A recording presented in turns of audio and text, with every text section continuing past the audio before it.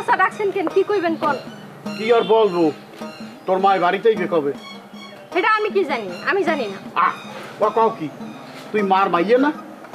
গোষ্ঠী সুদ্ধা ঢাকা চলে গেলে বাবাতে তো তুই গেলি না কিরবিনে, তুই আল্লাহ রইছো কা? আরে আমি চলে গেলে রাজারে কে দেখবো? ও ছাড়া এখানে আমার কেউ আছে? বলতাম কেউ নাই, রাজারে আবার বিয়ে শাদী করা, বুঝলি? ওই লেবু মিয়ার মাইয়ারে দিয়া রাজার কোনো সুখ শান্তি হইবে না। মুই এককালে ফলাপে কই দিতে পারি। একটা মাইয়ের বিন্নে ওর জীবনটা যে নষ্ট হয়ে যাইতেছে, তা কইলে মোর পছন্দ হইতেছে না।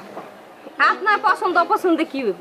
ওর তো পছন্দ, ও তো লতারে ভালোবাসে পাগলের মতো, ওরে সারা বাঁচবেও না। মরে যাও, মুই চাইও মরে যাও। রাম ছাগলের মতো কথা আছে, একটা মাইয়ের জন্য ওর জীবনটা নষ্ট করে দিতেছে। এই ছাগল কমুনা কমুটা কি, লতার ভিন্ন কি না করছে, চেয়ারম্যানই পর্যন্ত ছাড়িয়ে দিচ্ছে। নগদের সর্বোচ্চ বার 167 টাকা রিচার্জে পাবেন 1 লাখ টাকা পুরস্কার। আরো আছে প্রতি সপ্তাহে পুরস্কার ও ক্যাশব্যাক। আরে সেটা আমারে শুনাইতেছেন কেন? জান ভাতিজারে যায় শুনান। আরে বাবু কই, হ্যাঁ লাগর পায়, হ্যাঁ কুম্বে কুম্বে থাকে না থাকে। হ্যাঁ ভালো করে জানে চাচার সামনে পড়লে হে অপমানিক দিয়ে কথা বলবে, ফের ভিন্ন মোর দ্বারে বেড়ে না। রাজা কারো বুদ্ধি শুনে না, নিজের বুদ্ধিতে চলে। নিজের বুদ্ধিতে চল, হ্যাঁ চলবে, ভালো করেই চলবে। যখন বড় একটা বিপদে পড়বে, অন্যের বুদ্ধি ছাড়া তার কোনো গতি থাকবে না। ভালো কথা।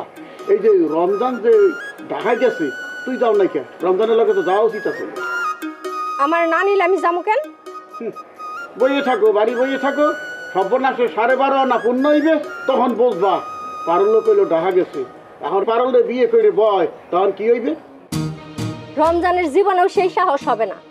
পারুলে সে আমারে ছাইরা বিয়ে করবে না, কারণ আমারে ভালোবাসে। রমজান তোরে ভালোবাসে, বাসতেই পারে বিয়ে যখন তোরে করছে। এই তুই রমজান রে কতটুক চেনছো?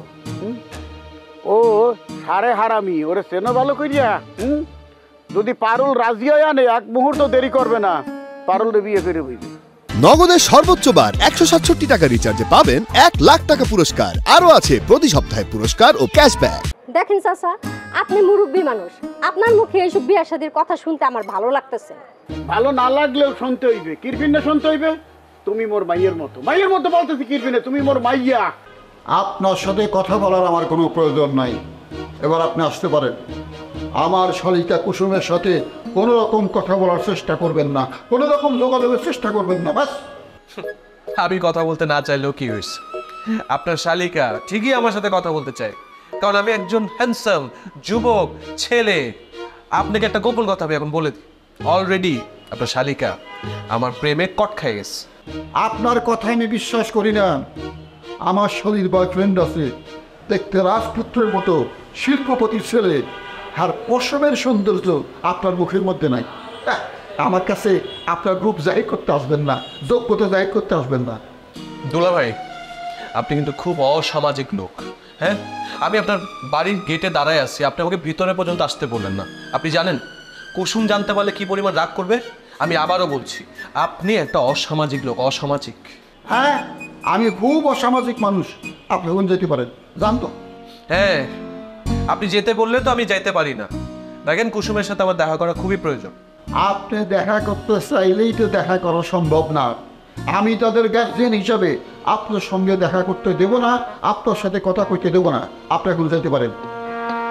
ঠিক আছে দুলা ভাই, আমি এখন যাচ্ছি, আপনার সাথে কথা বাড়াইলাম। একটু কুসুম যখন বাড়িতে আসবে তখন আমি ঠিকই আসবো। আসসালামু আলাইকুম। ওয়ালাইকুম সালাম। আমার সাথে তো দেখ লম্বা, মুরব্বীরা কইছে যত লম্বা তত আহম, এবারে তো বিরাট আহম। ওই সময় কোলা খুঁজে পেল না, এর লোকে খাতির জমাই দিল।